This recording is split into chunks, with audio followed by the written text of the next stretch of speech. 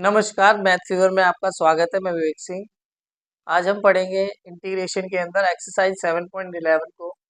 तो उससे पहले क्वेश्चन को शुरू करने से पहले कुछ प्रॉपर्टीज हैं इंटीग्रल की, उसको पढ़ लेते हैं, फिर एक्सरसाइज 7.11 को शुरू करते हैं। आइए देखते हैं। तो हमारे पास प्रॉपर्टीज कुछ इस प्रकार हैं। Some properties of definite integrals. जो डेफिनेट इंटीग्रल्स में प्रॉपर्टीज है, ये देखो, ये जो हमारी एक्सरसाइज है वो एनसीईआरटी सॉल्यूशन की कर रहे हैं हम, क्योंकि आप जानते हैं एनसीईआरटी के क्वेश्चन आप कवर अप कर लेते हैं तो पेपर के लिए आप 80% तो हो जाते हैं एलिजिबल कि आप पेपर को अटेम्प्ट कर सकते हैं। इसीलिए आप एनसीईआरटी की बुक जरूर करें और उसकी एक्सरसाइज को हम कर रहे हैं तो ध्यान से समझते हैं। तो हमारे पास इंटीग्रल बेटा ए से बी है, F of x d x है, और फंक्शन यहाँ पर क्या है, एफ ऑफ एक्स है। जब इंटीग्रल की वैल्यू ए से बी होगी, F of T D T होगी, तो इन दोनों की जो वैल्यूज होगी वो बराबर होगी। बस फंक्शन यहाँ पर टी की फॉर्म में था और यहाँ किसकी फॉर्म में है, एक्स की फॉर्म में है। दोनों की इंटीग्रल सेम होगी, फंक्शन बस अलग अलग होगा, तो दोनों की इंटीग्रल की वैल्यू क्या होगी, बराबर होगी। नेक्स्ट टॉपिक क्या है, जब नेक्स्ट फॉर्मूले में क्या है, जब ए से बी होगा, F of x d x होगा, तो उसकी जब इंटीग्रल की वैल्यू मैं चेंज कर दूंगा, मतलब पहले इंटीग्रल ए से बी था, अब क्या है, बी से ए है, तो इनकी इंटीग्रल वैल्यू कब चेंज कर सकते हैं, जब बाहर एक माइनस आ जाएगा, बाकी आपका इंटीग्रल सेम रहेगा। बस इंटीग्रल की जो वैल्यू है, जो ए से बी था अब बी से ए हो गया, तो बाहर क्या आ जाएगा, फंक्शन के माइनस आ जाएगा। और एक पर्टिकुलर केस ये भी है कि जब ए से ए ही इंटीग्रल हो तो आप डायरेक्टली उसको जीरो के इक्वल लिख देंगे, क्योंकि उसकी अपर लिमिट और लोअर लिमिट दोनों इक्वल है, इसलिए वो दोनों कैंसिल कर देंगे एक दूसरे को, और उसकी जो लिमिट, जो इंटीग्रेशन का सोल्यूशन आएगा वो क्या होगा, जीरो। अब थर्ड पॉइंट क्या है, जब ए से बी हो integral F of x d x हो, मगर जो जो ए से बी लिमिट है, ए से बी, उनके बीच में कोई एक तीसरा पर्टिकुलर पॉइंट आ जाए जो है सी, तो जो लिमिट है आपकी डिवाइड हो जाएगी ए से सी और सी से बी, ए से सी और सी से बी, ये लिमिट आपकी दो भाग में डिवाइड हो जाएगी और बीच में क्या आ जाएगा, प्लस। बाकी सेम इंटीग्रल की वैल्यू रहेगी। इन क्वेश्चंस की फॉर्मूलों को थोड़ा सा समझ लेते हैं, और जब क्वेश्चन को अप्लाई करेंगे तब आपको ये इंटीग्रल फॉर्मूले में साथ साथ रिवीज कराता रहूंगा कि इसमें ये फॉर्मूला लगा है, इसमें वो फॉर्मूला लगा है। अब फोर्थ पॉइंट क्या है, जब ए से b f of x d x होगा, तो हमें क्या करना है, फंक्शन के अंदर ए और बी का एडिशन कर देंगे, माइनस एक्स कर देंगे डी एक्स। ये हम इस फॉर्मूले का काफी हद तक यूज भी करते हैं पेपर के अंदर, जो क्वेश्चंस भी इसके रिलेटेड आते हैं, जब क्वेश्चन आएगा तब मैं आपको समझा दूंगा। अगला टॉपिक है क्वेश्चन, क्या नाम है, फॉर्मूला नंबर 5। जीरो से a f of x d x होगा, तो फंक्शन के अंदर क्या होगा, जो अपर लिमिट है ए माइनस एक्स डी एक्स हो जाएगा। यहाँ पर इस फॉर्मूले और इस फॉर्मूले में सेम, बस डिफरेंस इतना है कि यहाँ पर जो आपका लोअर लिमिट है उसको जीरो के इक्वल रखा है। यहाँ पर जैसे बी है लोअर, यहाँ पर जो लोअर लिमिट ए है तो ए को जीरो के बराबर रख दिया है, बाकी सेम का सेम ही है, ठीक है। अच्छा, सिक्स फॉर्मूला है, जीरो से two a f of x d x, ये फंक्शन है आपके पास। तो आपको जब इसको डिवाइड करना है तो जीरो से a f of x d x हो जाएगा, प्लस जीरो से a f of x two a minus x d x. ये जो फॉर्मूला है बहुत ही रेयर है, क्योंकि इसका यूज बहुत कम होता है, तो ये आप मेमोराइज कर लेना। बाई चांस हो सकता है कि इसको फॉर्मूले में यूज किया जा सके, मगर ना भी हो तो कोई बात नहीं है। अब देखते हैं, आपको थोड़ा सा मेमोराइज करना है, इसको याद कर लीजिएगा आप। फॉर्मूला नंबर 7 है। फॉर्मूला नंबर 7 में जीरो से two a f of x d x, जब आपको लिमिट दी जाती है तो आपका ये जो टू है वो नीचे डिवाइड में आ जाएगा, जीरो से a f of x d x हो जाएगा। मगर कंडीशन ऐसा क्या है, ये कंडीशन कब अप्लाई होगी, जब टू ए माइनस एक्स होगा और वो two a minus x f of x में कन्वर्ट हो जाता है, तो ये जो इस फॉर्म में कन्वर्ट हो सकता है, नहीं तो वो कन्वर्ट नहीं हो सकता। ये कंडीशन सेटिस्फाई होनी चाहिए इसको इसको इस रूप में लिखने के लिए। थोड़ा सा आपको ये मेमोराइज करना पड़ेगा, इंपॉर्टेंट फॉर्मूला है। जीरो से two a f of x d x is equal to zero कब होगा, जब टू ए माइनस एक्स हो और वो माइनस बाहर आ जाए एफ ऑफ एक्स में, तो इसका जो इंटीग्रल की वैल्यू है वो ऑलमोस्ट जीरो हो जाती है। आपको थोड़ा सा याद रखना है बस। इसका फॉर्मूले का यूज जब होगा मैं आपको समझाऊंगा भी। फॉर्मूला नंबर 8, ये इंपॉर्टेंट फॉर्मूला है, इससे रिलेटेड पेपर में 1 मार्क्स का 2 मार्क्स का क्वेश्चन बन जाता है। Minus a to a f of x d x, मतलब इंटीग्रल की वैल्यू में माइनस और प्लस का फर्क है, यहाँ पर माइनस ए से ए होगा। तो फंक्शन में हम इवन और ऑड फंक्शन चेक करते हैं। इवन फंक्शन कब होगा बेटा, इवन फंक्शन जब होगा पहले तो ओड फंक्शन के बारे में बताता हूँ। जो फंक्शन में हम माइनस डालें और वो माइनस फंक्शन से बाहर आ जाता है तो उसे हम ओड फंक्शन कहेंगे। और इवन फंक्शन में क्या है, उसका इक्वल जीरो के इंटीग्रल वैल्यू जीरो हो जाएगी, मगर जब माइनस ए से F of x d x होगा वो फंक्शन क्या हो जाए, इवन फंक्शन। मतलब फंक्शन में माइनस रखा जाए और माइनस को वो खत्म कर दे, गायब हो जाए माइनस, तो हम उससे क्या कहेंगे, इवन फंक्शन बोलेंगे।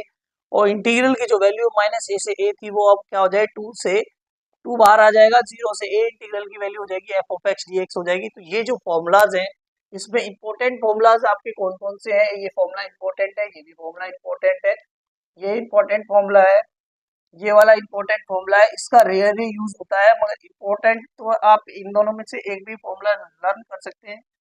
इसमें ये दोनों ही इंपॉर्टेंट है, तो आपको ये मतलब इसमें एक यही फॉर्मूला है जो ढंग से याद कहाँ भी हो तो चल जाएगा, बाकी सारे फॉर्मूला आपको अच्छे से याद होने चाहिए। अब एक्सरसाइज को 7.11 को हम शुरू करने जा रहे हैं। यहाँ तक आपको शायद समझ आ गया होगा।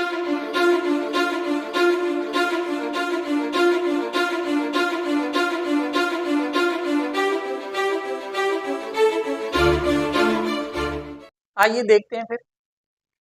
फॉर्मूला हमारे पास क्या है, जीरो से pi by two cos square x d x है हमारे पास। तो ये हमारे पास इंटीग्रल की वैल्यू है, इसको सॉल्व करना है, थोड़ा सा देखते हैं। तो जीरो से पाई बाई टू इंटीग्रल है cos square x d x, ये दिया है। तो आप जानते हैं जब कॉस की वैल्यू कॉस स्क्वायर एक्स होती है तो हम उसको किस फॉर्म में लिखते हैं, one plus cos two x upon में टू डी एक्स, इस फॉर्म में कन्वर्ट कर लेंगे। अब इसको हम आई के इक्वल लेके चल रहे हैं, इंटीग्रल की वैल्यू जीरो से pi by two one upon two d x plus zero to pi by two cos two x d x, one by two integral से बाहर लिख लेंगे जैसे मैंने यहाँ पर लिख लिया है। तो यहाँ से one by two integral solve करेंगे, यहाँ का एक्स आ जाएगा जीरो से pi by two plus one by two cos का इंटीग्रल क्या होता है, sign to x upon two zero से पाई बाई टू, इंटीग्रल की वैल्यू रखते हैं तो यहाँ पर आपकी one by to upper limit pi by two minus lower limit zero plus one by two sign to pi by to, to से to cancel out हो गया, upon two minus sine zero, तो बेटा जीरो ही होता है। तो आप देख सकते हैं यहाँ पर पाई बाई फोर आ गया, साइन पाई जीरो होता है, तो ये भी आपका पोर्शन जीरो हो गया। तो आपकी आई की वैल्यू क्या आ गई, पाई बाई फोर। ये तो आपका प्रीवियस मेथड है जब आप इसको सॉल्व करते थे। अब इसको एक दूसरे तरीके से सॉल्व करके दिखाता हूँ कि हम जो फॉर्मूलाज अभी आपके सामने लिखवाए थे तो उसका यूज करके इसको कैसे सॉल्व करेंगे। 1 मिनट का काम है, आप देख सकते हैं। आई के इक्वल में आपकी इंटीग्रल की वैल्यू ये दे रखी है, यही है ना। हम क्या करेंगे, आपके सामने मैंने एक फॉर्मूला लिख के दिखाया था, जीरो से a f of x d x होगा। तो फंक्शन में हम क्या करते हैं, इंटीग्रल की जो वैल्यू है जीरो से a f of A minus x d x कर दें। ये यहाँ पर मैं इंटीग्रल की ये वैल्यू फॉर्मूले को प्रयोग कर रहा हूँ, यूज कर रहा हूँ। तो ये आपका आ जाएगा जीरो से वन बाई टू, फंक्शन आपके पास कॉस स्क्वायर है, एक्स में हम क्या करेंगे, पाई by two minus x into D x. तो बेटा आपका 180 माइनस, सॉरी 180 बोलो, 90 माइनस जो थीटा होगा वो कन्वर्ट हो जाता है साइन थीटा में, तो ये sine square theta x d x था। अब हम क्या करेंगे, ये आपकी फर्स्ट इक्वेशन है, ये आपकी सेकंड इक्वेशन है, वन एंड टू को ऐड कर देंगे तो आपका ये हो जाएगा two I is equal to zero to pi by two cos square x d x plus zero to pi by two sine square x d x. दोनों इंटीग्रल्स को हम कॉमन करके लिख लेंगे, दोनों की लिमिट सेम है, cos square x plus sine square x बाहर डी एक्स। तो ये क्या कन्वर्ट हो जाएगा वन में, इंटीग्रल की value zero to pi by two, यहाँ पर आपका टू आई चल रहा है और ये बन गया वन डी एक्स। वन का इंटीग्रल होता है एक्स जीरो से पाई बाई टू तक की आपकी लिमिट वैल्यू रखी जाएगी। तो आप इसको सॉल्व करेंगे तो अपर लिमिट होगी पाई by two minus lower limit होगी जीरो। तो आप इसको सॉल्व करने के बाद आपके पास कुछ इस फॉर्म में आएगा, two I is equal to pi by two, और पाई बाई टू को यहाँ पर टू मल्टीप्लाई वहाँ डिवाइड है तो I is equal to pi by four आ जाएगा। तो आप इसको दोनों ही वे में कर सकते हो, चाहे ये प्रीवियस मेथड से जो हम पीछे करते आ रहे हैं, और ये बाय यूजिंग फॉर्मूला जो अभी आपको मैंने फॉर्मूलाज बताए थे उसके फॉर्मूला का यूज करते हुए इस फॉर्म में भी निकालेंगे। मगर आप ध्यान देंगे कि इंटीग्रल के दोनों साइड से आप जो वैल्यू निकाल रहे हैं वो इक्वल आ रही है, दोनों में कोई भी चेंजेस नहीं है। तो आइए आप क्वेश्चन नंबर सेकंड को करते हैं। क्वेश्चन नंबर फर्स्ट आया आपको शायद समझ आ गया होगा। आइए देखते हैं सेकंड क्वेश्चन। सेकंड क्वेश्चन में इंटीग्रल की value 0 to pi by 2 mod of sine x upon mod बोल रहा हूँ square root of sine x upon square root of sine x plus plus square root of cos x, इस form में आपका question है। तो हम सेम प्रीवियस फॉर्मूला को अप्लाई करेंगे यहाँ पर। तो यहाँ पर आपका ये हो जाएगा साइन एंगल में pi by 2 minus x divide में sine pi by 2 minus x plus cos pi by 2 minus x dx। ये फॉर्म आपका बन गया है इस फॉर्म में। अब इसको कन्वर्ट कर लेंगे पाई बाई 2 से। ये साइन 90 माइनस थीटा होता है बेटा cos x upon sine 90 minus theta cos x plus cos 90 minus theta होता है बेटा साइन एक्स। इस फॉर्म में कन्वर्ट हो गया। ये भी आपका आई के इक्वल में ही था, ये भी आपके आई के इक्वल में था। इक्वेशन 1 एंड 2 को ऐड करेंगे। Add 1 and 2 we get 2i is equal to integral 0 to pi by 2 sin x upon square root of sin x under square root of cos x dx plus integral की value 1 by 2 square root of cos x upon square root of sin x square root of cos x dx। ये है आपका denominator, दोनों ही side में same है, तो numerator आपके add हो जाएंगे दोनों। 0 to pi by 2 under root of sine x plus under root of cos x under root of sine x plus under root of cos x dx। both are cancel out to each other, so I 2i is equal to integral 0 to pi by 2 1 dx। 1 की integral की value क्या होगी x, 0 to pi by 2 integral की values है, उसको put कर देंगे हम। Lower limit upper limit minus lower limit 1 by 2 minus 0 is equal to 1 by 2 pi by 2। I is equal to pi by 4, ये 2 डिवाइड में था, यहाँ मल्टीप्लाई हो गया, तो आई की वैल्यू क्या आ गई पाई बाय 4। आई थिंक सो आपको क्लियर है कैसे सॉल्व किया। बहुत ही इजी क्वेश्चन है, और इस टाइप से क्वेश्चन बाई चांस आपका पेपर में आ जाता है तो ओनली 2 मार्क्स का आएगा, क्योंकि आपके सामने मैंने सॉल्व करके दिखाया है। क्वेश्चन नंबर थर्ड, या क्वेश्चन नंबर थर्ड सेम इसी बेसिस पे करना है आपको।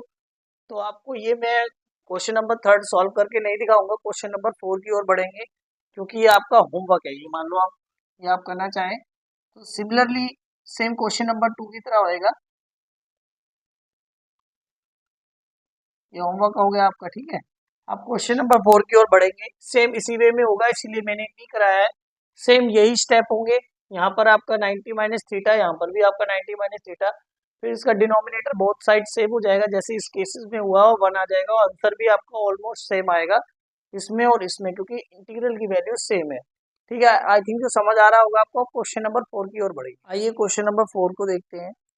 वैसे तो क्वेश्चन नंबर 4 भी क्वेश्चन नंबर सेकंड की तरह है, मगर फिर भी मैं आपको इस क्वेश्चन को सॉल्व करके दिखा रहा हूँ। देख लीजिए, इसको हम सबसे पहले क्या करेंगे, आई इंटीग्रल को लेट कर लेंगे पाई by 2 cos 5x dx upon sine की पावर 5x प्लस कॉस की पावर 5x dx। ये आ गई वैल्यू। अब आपको क्या करना है, पाई बाई 2 सभी के एंगल में 90 minus x dx sine 90 minus x plus cos 90 minus x. Same previous question की तरह है, कोई भी चेंजेस नहीं है। अब यहाँ पर आपका कॉस 90 माइनस थीटा होता है बेटा sine theta, sine 90 minus theta होता है कॉस थीटा, और ये आपका हो जाएगा साइन थीटा। तो देख लीजिए कोई भी चेंजेस नहीं है। अब adding 1 and 2 we get 2i is equal to 0 to pi by two sine cos 5x plus sine 5x upon denominator दोनों का सेम है, तो आप इसको कैसे भी लिख सकते हैं, जब डिनोमिनेटर सेम होता है तो न्यूमरेटर ऐड हो जाता है, तो ये आपका कैंसिल आउट होके बेटा क्या बचा, 1 बचा। 0 to pi by two 1 dx is equal to x। Integral को जब सॉल्व करेंगे तो ये आपको किसके इक्वल चल रहा है, 2i के, तो upper limit pi by two minus lower limit 0, तो आपका 2i is equal to pi by two, i is equal to pi by 4। तो देख लीजिए आपका क्वेश्चन नंबर 3, 2 एंड फर्स्ट का सेकंड का जो आंसर है सेम पाई बाई 4 ही आएगा।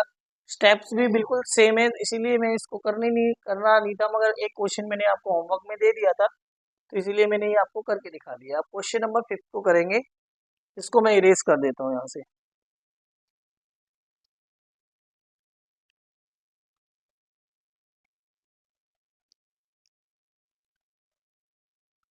आइए देखते हैं क्वेश्चन नंबर 5 को।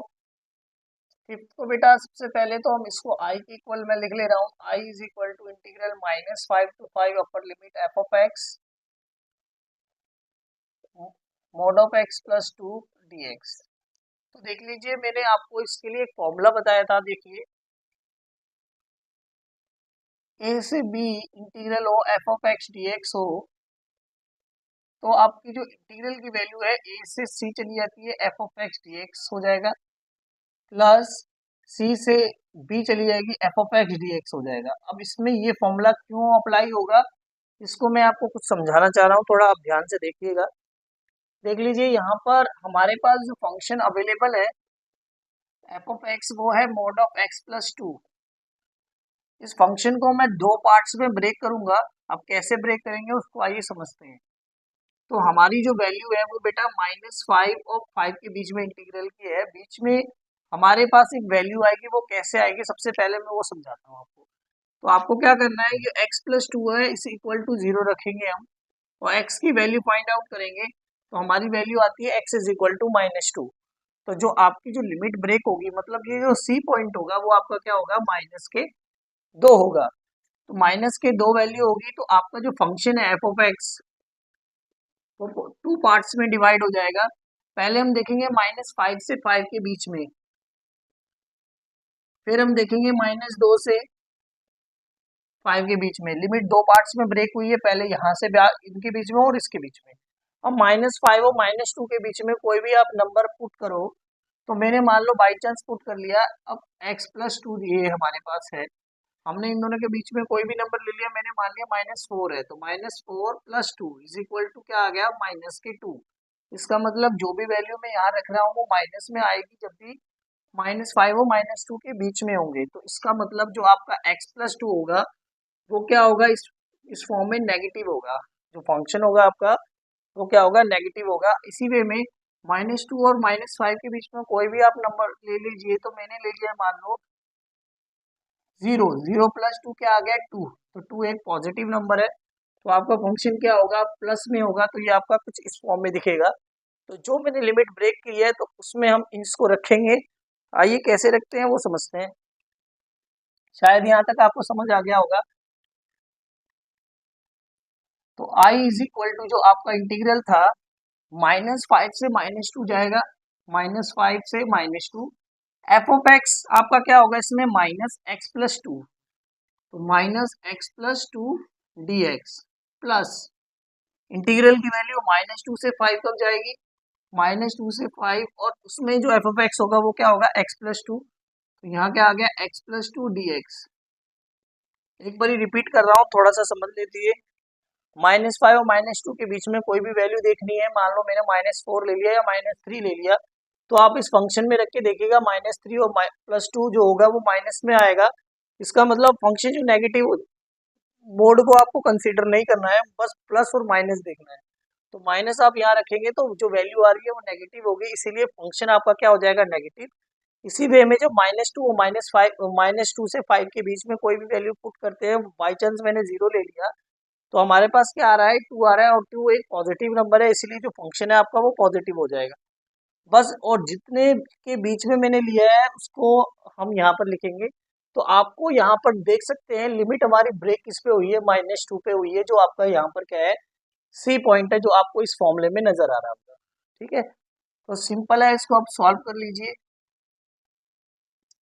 तो x का हो जाएगा इंटीग्रल x² अपॉन 5, 2 का हो जाएगा 2x -5 -2 प्लस इसका हो जाएगा x² अपॉन 2 प्लस 2x -2 से 5 इंटीग्रल की वैल्यू है, इसको जस्ट रख दीजिए इसमें।